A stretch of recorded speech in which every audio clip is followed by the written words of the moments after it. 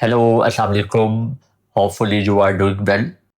Welcome to UK Chemistry Academy. Our today's topic is about stoichiometry. Stoichiometry एक हमारे पास ऐसा chapter होता है जिसमें हमने सिर्फ और सिर्फ कैलकुलेशन ही करनी होती है। आपने इस चैप्टर में पूरी केमिस्ट्री की कैलकुलेशन करना सीखनी होती है। स्टोइकियोमेट्री का मतलब ही यही होता है। Stoichiometry is the combination of two words. The first one is stoicheion. The stoicheion is a Greek word जिसका मतलब होता है एलिमेंट्स। यानी कि इस चैप्टर में आपने एलिमेंट्स और यहाँ पे दूसरा वर्ड है मीट्री। मीट्री वर्ड निकला हुआ है मेट्रॉन से। और मेट्रॉन का क्या मतलब होता है? मेट्रॉन का मतलब होता है मेजरमेंट। यानी कि इस चैप्टर में आपने एलिमेंट्स की मेजरमेंट करना सीखनी है।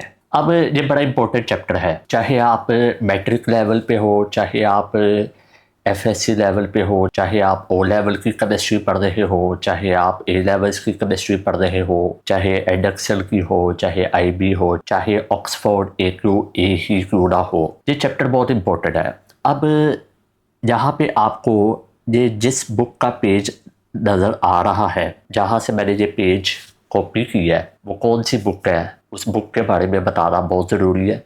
क्योंकि जिन लोगों ने ये बुक लिखी है उन्होंने बड़ी मेहनत की है, तो उनके बारे में बताना बहुत ज़रूरी है। ये बुक है जी हमारे पास कोर कॉन्सेप्ट केमिस्ट्री। ये क्लास 11th यानी एफएससी पार्ट 1 की केमिस्ट्री थी दी है। और इसमें चैप्टर नंबर 1 से लेकर 7 तक इसका वॉल्यूम 1 आया था और इसका वॉल्यूम 2 आ चुका हुआ है। और इस बुक को लिखने में दो बहुत बेहतरीन किस्म के प्रोफेसर, एक है प्रोफेसर मोहम्मद नदीम साहब और एक है डॉक्टर तारिक रियाज साहब। इन दो प्रोफेसर ने बहुत आउट क्लास किस्म की ये बुक लिखी है और मैं हाईली रिकमेंड करूँगा कि अगर आप एफएससी पार्ट 1 में हैं तो ये किताब, ये बुक आपके पास होनी चाहिए। ये बुक ना सिर्फ आपकी एफएससी को कवर करती है बल्कि आपके एंट्री टेस्ट को भी कवर करती है। तो ये बुक मंगवाने के लिए आपको इसके ऊपर ये व्हाट्सएप करना पड़ेगा। ये व्हाट्सएप लिखा हुआ है, व्हाट्सएप नंबर।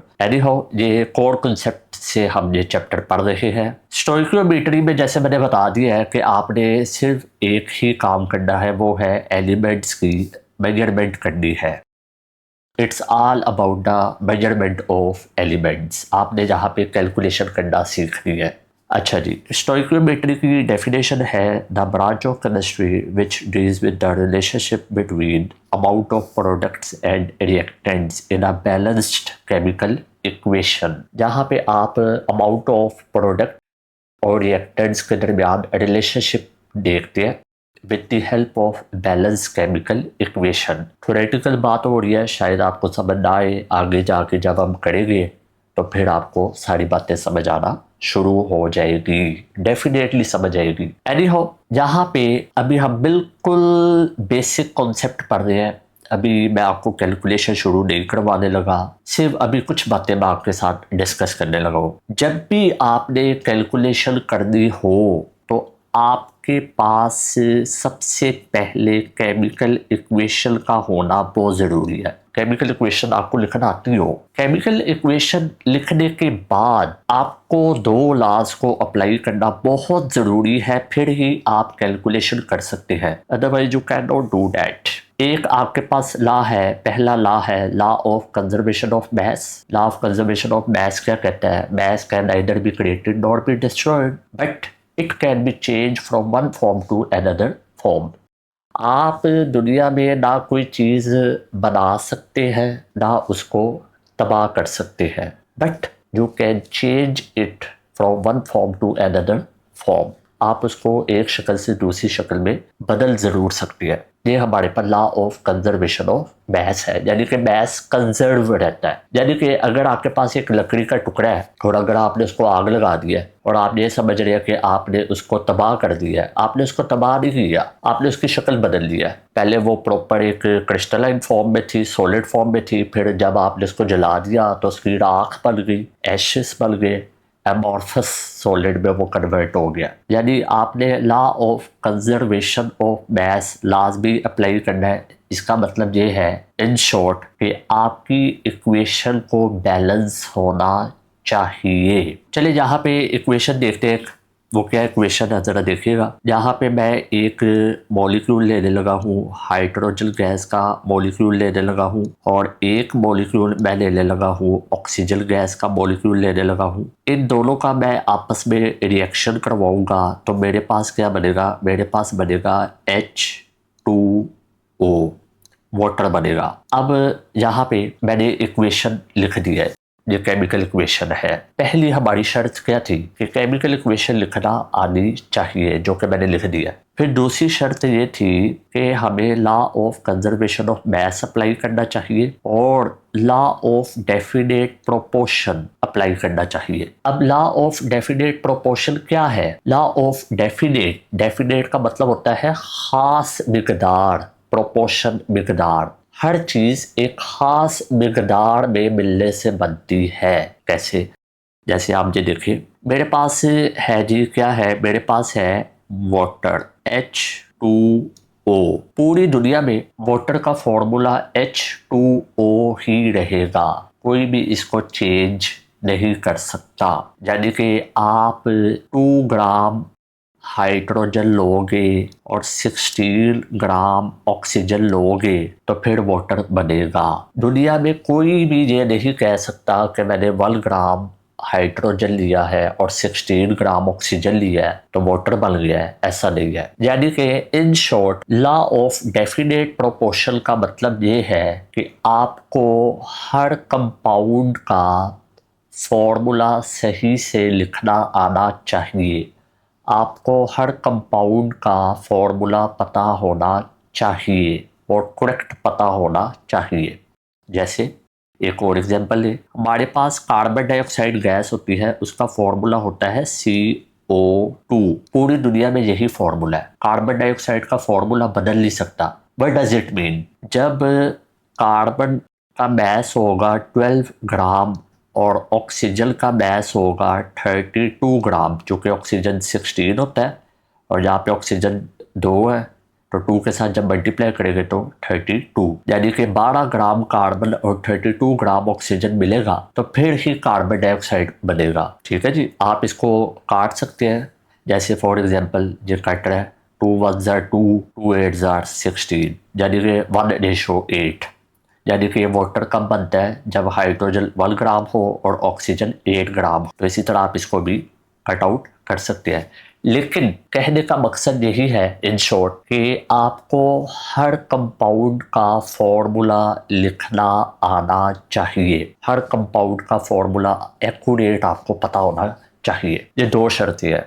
पहली शर्त क्या है कि law of conservation of mass apply होना चाहिए, और दूसरी शर्त क्या है कि लॉ ऑफ डेफिनेट प्रोपोर्शन, यानी कि हर कंपाउंड का फॉर्मूला आपको सही से लिखना आना चाहिए। अब जैसे मैं ये क्वेश्चन मैंने लिख लिया, अब इस इक्वेशन में क्या मसला है? इस इक्वेशन में एक मसला है, एक मसला हल हो चुका है। वो क्या? Law of definite proportion apply हो चुका हुआ है। मैंने बिल्कुल एक्यूरेट फॉर्मूला लिखा है। हाइड्रोजन एलिमेंट का जो मॉलिक्यूल है वो H2 है और वही होता है, मैंने वही लिखा है। ऑक्सीजन एलिमेंट का जो मॉलिक्यूल होता है वो होता है O2, वही लिखा है, एक्यूरेट लिखा है। वाटर का जो फॉर्मूला होता है वो होता है H2O, मैंने वही लिखा है। मैंने कोई चीज़ गलत नहीं लिखी। इसका मतलब है लॉ ऑफ डेफिनेट प्रोपोर्शन यहाँ पे अप्लाई हो चुका है। अब क्या रह गया? अब रह गया है लॉ ऑफ कंजर्वेशन ऑफ मास। अगर आप गौर करें यहाँ पे जरा, अगर यहाँ पे देखा जाए तो हाइड्रोजन कितने हैं? 2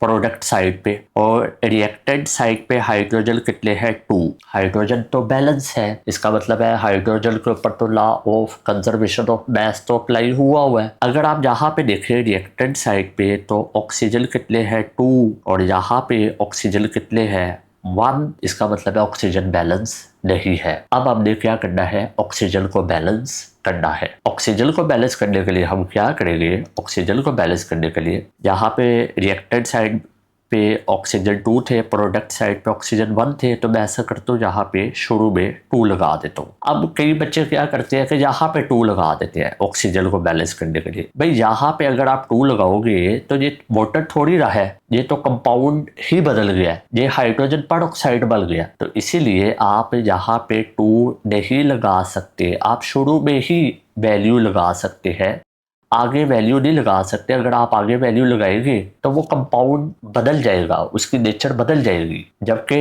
हाइड्रोजन और ऑक्सीजन के मिलने से वाटर बनता है H2O, ना कि H2O2। तो लिहाजा मैं शुरू में 2 लगाऊंगा।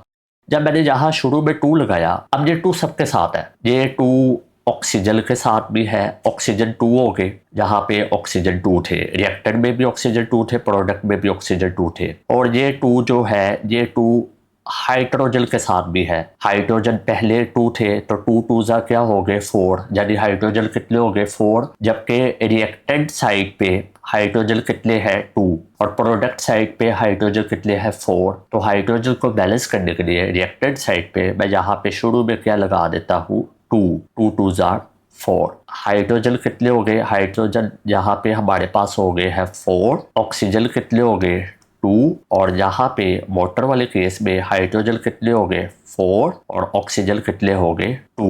तो लिहाजा law of conservation of mass apply हो चुका है। चलिए आगे दोबारा ऊपर आ जाए। अच्छा, मजे की बात है कि जहाँ पे एग्जाम्पल में भी उन्होंने इसी एग्जाम्पल को लिया हुआ है। हाइड्रोजन का एटॉमिक मास क्या होता है 1, तो हाइड्रोजन कितने है 2 2 जा 4, तो 4 को 1 के साथ मल्टीप्लाई करेंगे तो क्या आएगा 4 ग्राम। ऑक्सीजन का एटॉमिक मास कितना होता है 16, ऑक्सीजन कितने है 2, 2 को 16 के साथ मल्टीप्लाई करेंगे तो कितना आएगा 32। तो रिएक्टेंट में कितना मैस हो गया 4 ग्राम, 32 ग्राम यानी 36 ग्राम मैस हो गया। और प्रोडक्ट साइड में हाइड्रोजन का एटॉमिक मास क्या है 1, हाइड्रोजन कितने हैं 4, तो 4 1 जा 4, प्लस ऑक्सीजन कितने हैं 2 है, ऑक्सीजन चूंकि ये 2 सबके साथ है, तो 2 को 16 के साथ मल्टीप्लाई करेंगे तो ये आएगा 36 ग्राम। रिएक्टेंट में कितना मैस है 36 ग्राम, प्रोडक्ट में कितना मैस है 36 ग्राम। इसका मतलब है दोनों साइड पे मैस सेम है। Mass can neither be created nor be destroyed. आप मैस को ना तो बना सकते हैं ना तबाह कर सकते हैं, लेकिन एक शक्ल से दूसरी शक्ल में बदल जरूर सकते हैं। हमने गैशियस हाइड्रोजन को, गैशियस ऑक्सीजन को लिक्विड वाटर में बदल दिया है, उनकी नेचर बदल दिया हमने, लेकिन मैस को कोई इफेक्ट नहीं हुआ। और नीचे उन्होंने यही बताया हुआ है लॉ ऑफ डेफिनेट प्रोपोर्शन में कि जब भी आप कोई चीज़ बनाते हैं तो वो एक ख़ास मिकदार में मिलने से बनती है। जैसा कि अभी मैं वाटर के बारे में आपको बता के आ चुका हूँ। वाटर तब ही बनेगा जब उसमें 2 हाइड्रोजन के एटम होंगे और 1 ऑक्सीजन का एटम होगा, फिर ही वाटर बनेगा। होपफुली मैंने जितना डिटेल में बताया है आपको ज़रूर समझ आई होगी। अगर फिर भी आपको ना समझ आए तो आप नीचे कमेंट सेक्शन में पूछ सकते हैं, क्योंकि आगे हमने इसकी कैलकुलेशन शुरू कर दी है। अपना ढेर सारा ख्याल रखिएगा। अल्लाह हाफिज़।